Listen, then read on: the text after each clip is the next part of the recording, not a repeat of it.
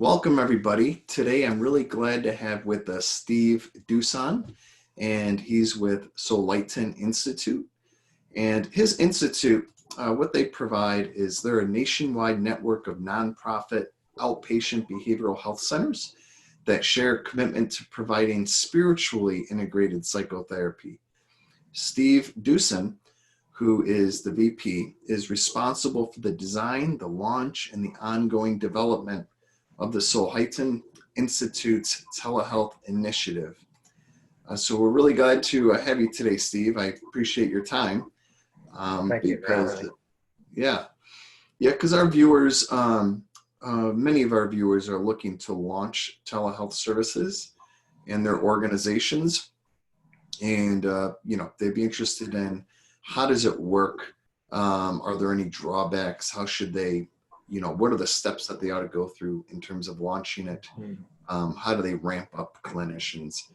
So just to start, I'm interested in Samaritan Institute and what it is that you provide.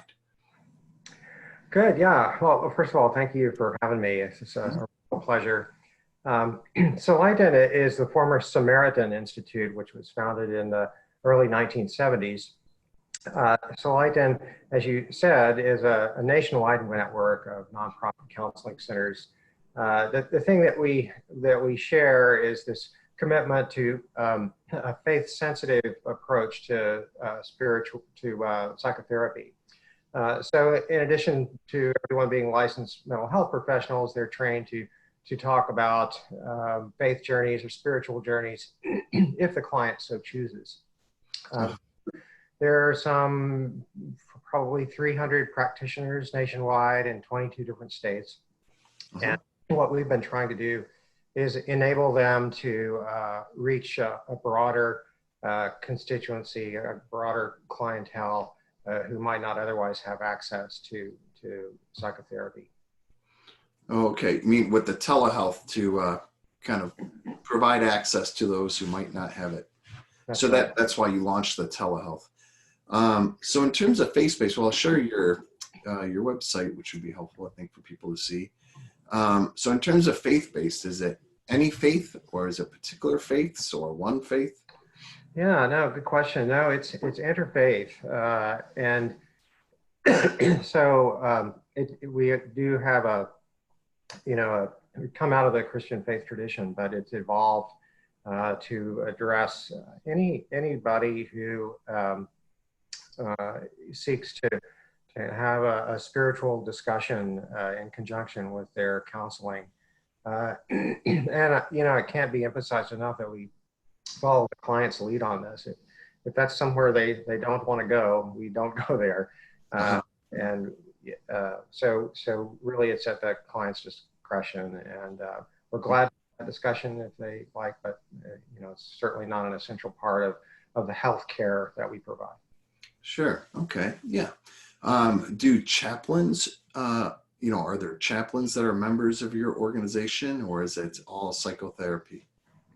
There are pastoral counselors. So as you know, the pastoral counseling tradition has had training. The American Association of Pastoral Counselors has had training, and they have authorized centers.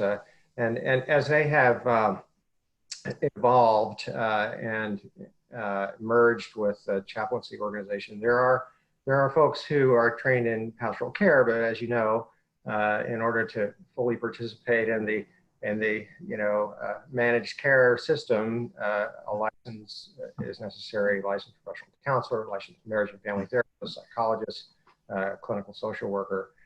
So many of the therapists in the network come out of that pastoral counseling tradition, but also have a mental health license. Okay. Yeah. Yeah, I did chaplaincy for like 4.5 years, and I know it would be very helpful to have telehealth for chaplaincy, especially when you have, say, in-home hospice or in-home care, or, people just being able to, on on-call hours and stuff like that. It could be difficult. It'd be really important for a chaplain to be on site for a lot of different things. But for some things, the telehealth seems like it would, work really well. Yeah. Absolutely. So in terms of becoming a member, why would someone want to become a member of the Soulighton Institute? Sure. Well, we actually have centers that are members, but we've recently introduced individual membership, right? So if someone would like to become what we call a Soulighton provider, they can also contact us, and there's a suite of benefits available to them as well. We have 5 consultants or liaisons on staff that are charged with not only accreditation for these centers, but also the delivery of consulting services. So we have leadership groups for executive directors. We have virtual groups for clinical directors and training directors. So our hope is to share best practices in both clinical areas, administrative, board, nonprofit board management, fundraising. So we share those not only through these groups, but also through the website and through tools and information that we make available on the website.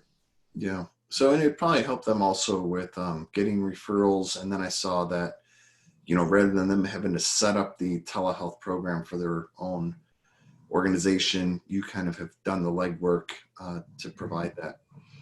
Yeah, that's been our strategy. Oh, sorry to interrupt. Oh, that's okay. That's our strategy, is to remove as many of those barriers as possible. What we found with centers is that it's a daunting prospect, right, for them to roll out this whole new service delivery model. There are training barriers. They don't know, where to go, what kind of training to get. They don't know what kind of technology platform to use. So those are the 2 big things that we've tried to knock down for folks, right? To make it very easy for them to train. And thanks to you and the Telehealth Certification Institute, we've been able to provide this very easily accessed, self-paced, web-based training that folks can do. And we've also offered preferred pricing on a technology platform that's easy to deploy, and it's HIPAA compliant. And so we've tried to eliminate some of the things that people typically look at and say, where do I even start? Yeah, so the platform that they would use as a member, would that be for registering clients, for keeping notes and all of that, or just the video conferencing? Oh, good question. Yeah. Well, what we found is that so many of our centers, there's not a standardization around the electronic health record. So they all have their own, there hasn't been a convergence around a specific electronic health record that does scheduling and billing and note taking. So we have used the technology platform just as a communication platform, and our recommendation around best practice is to use that in parallel with your electronic health record, right? So you're doing all the scheduling and billing and collections through the electronic health record and note taking from the session. You're using the technology platform just as that communication platform, and it keeps it very simple. It keeps us from having to move everybody to the same, electronic health record that does all of that stuff, right? Yeah. So how would clients and clinicians communicate through your platform? So I know you use Zoom, which we're using now for video conferencing, and it's configured and set up appropriately for sessions. So would a meeting be created through your platform, and they would both log into your platform? The client and the clinician will both have a login to get in and then go to their session. Are they also able to send messages securely to one another? They do. So Zoom has a HIPAA compliant version of their platform that's has end-to-end encryption. So you can actually share screens. There's an encrypted chat functionality. There are multiple ways to communicate during the session that are HIPAA compliant. we want to make it as easy as possible for clients and therapists to join. The thing that makes it appealing to me is that there's and this is true about some other platforms as well, but there's a waiting room functionality, right? So the process is that the front desk or the therapist, if they're an individual practice, sends the link to the client. The client clicks on that link and they join the therapist's waiting room. And the therapist then sees them come into the waiting room, the virtual waiting room, of course, and can admit them to the session room at the appropriate time. So that's a nice way of allowing a feeling of confidentiality for both the therapist and the client. And it's a nice way to communicate some things up front in the waiting area around, making sure you're in a quiet place, making sure you review your emergency plan with your therapist, putting the license number of the therapist up there for them to see, some kind of key information that they can see prior to the session. In terms of being able to reach out to the clinician outside the session times, so one thing is like to reach out to the clinician seeking services, and then just to communicate with the clinician, outside session time. Does your platform provide that capability? Yeah, once again, the centers have different ways of doing that. Some of the centers, the therapists actually take appointments directly. Other situations, the client may see the website of the center, click on that and be connected with the front desk of that center. And then the front desk would make the appointment. So there are various ways of doing that. The Zoom platform itself doesn't, I should say we don't use it that way. We don't use the platform as a way for them to make that initial contact. Okay, yeah. So in terms of using your platform, it's just for the actual session time. That's correct. Yeah.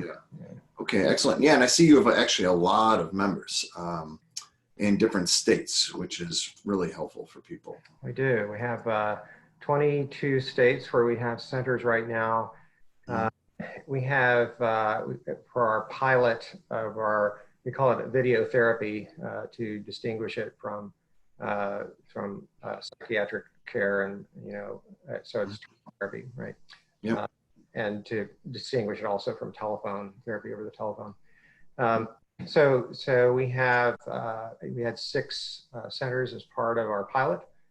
We've now grown to 8, and okay, there's a lot of interest in the network. Yeah. So how did you get started? Briefly, what was the process? What was helpful? What would you do differently, maybe? Yeah, I think we really saw this as an emerging thing, right? We knew that what they call the cumulative average growth rate of telebehavioral health was over 20% between 2017 and 2022. Oh, for your organization, you had 20%? No, overall, right? So, okay. Nationwide, from 4-year period, the estimates would grow at 23%.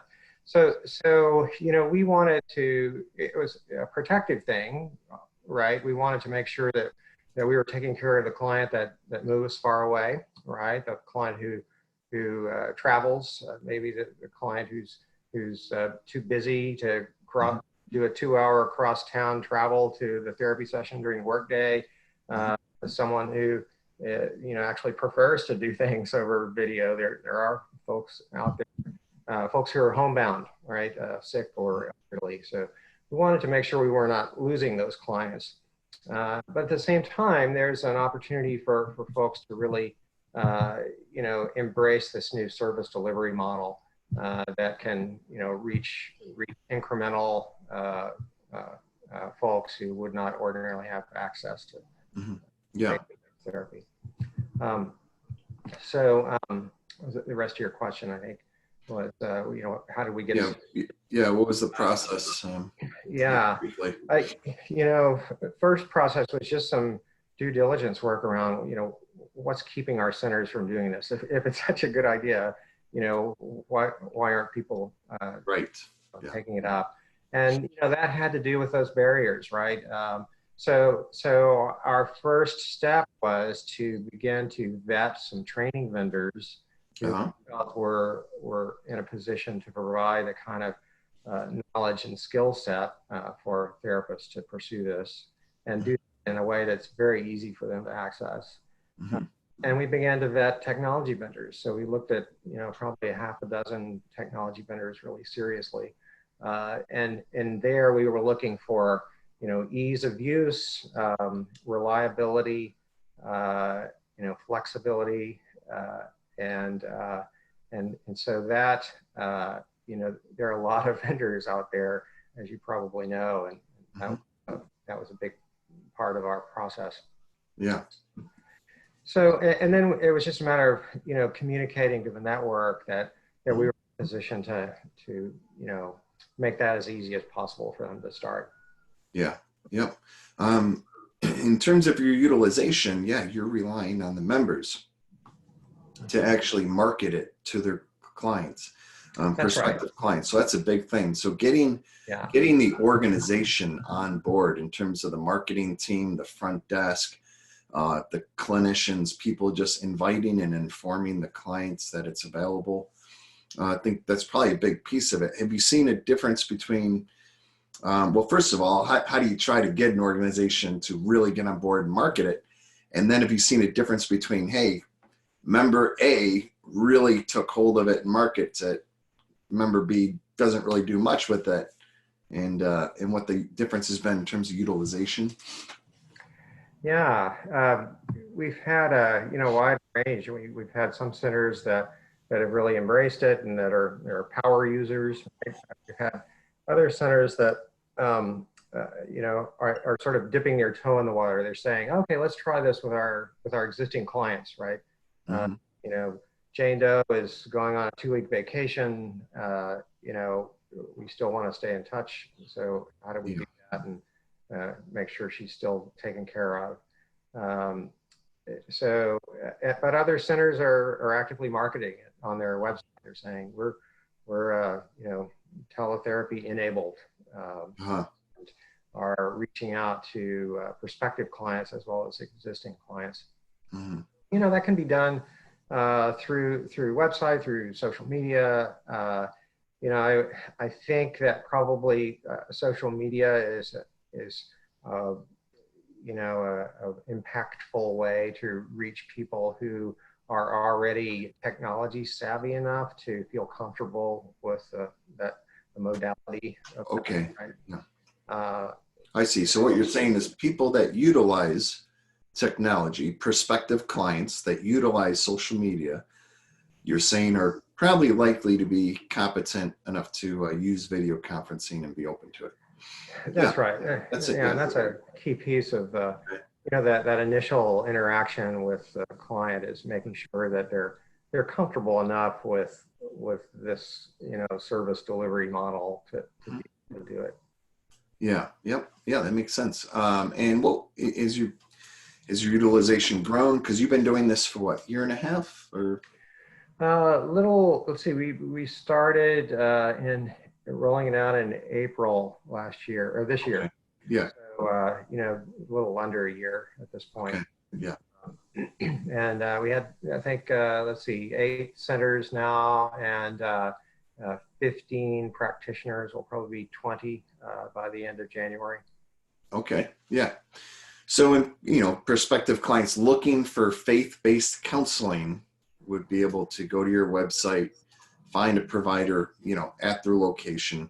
So the thing that's good about this is if you are a clinician listening to this and you have a prospective client wanting faith-based, that's important to them, or you haven't launched telehealth yet, or they're in another state, then this would be a good way to find a clinician that would fit that need. And they have the backing of Samaritan Institute that's, you know, made sure that the technology is configured appropriately and the workflow is right for privacy and security. Yeah, that's right. Yeah. Yeah. Well, thank you very much, Steve, really appreciate your time, definitely, and Thank you, hearing Ray. how this has gone for you.